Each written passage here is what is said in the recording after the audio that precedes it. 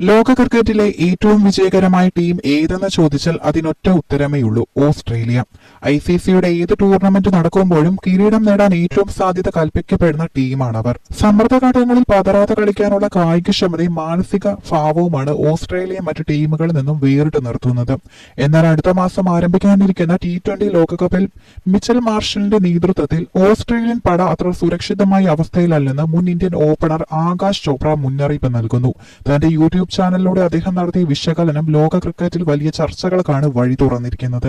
Australian ടീമിന്റെ ഏറ്റവും വലിയ ബലഹീനത അവരുടെ പ്രമുഖ താരങ്ങളുടെ ശാരീരിക ക്ഷമതയാണെന്ന് ആകാശ് ചോപ്ര ചൂണ്ടിക്കാട്ടി. ടീമിലെ പല മുൻനിര താരങ്ങളും നിരന്തരം പരിക്കുകളുടെ പിടിയിലാകുന്നവരാണെന്നത് ഒരു വലിയ ടൂർണമെന്റിൽ ടീമിന് തിരിച്ചടിയായേക്കാം. പേസർമാരായ പാറ്റ് കമ്മിൻസ്, ജോഷ് ഹേസൽവുഡ്, ഓൾറൗണ്ടർമാരായ ഗ്ലെൻ മാക്സ്വെൽ, കാമറൂൺ ഗ്രീൻ എന്നിവരെയെല്ലാം ചോപ്ര ഉദാഹരണമായി ചൂണ്ടിക്കാട്ടുന്നു.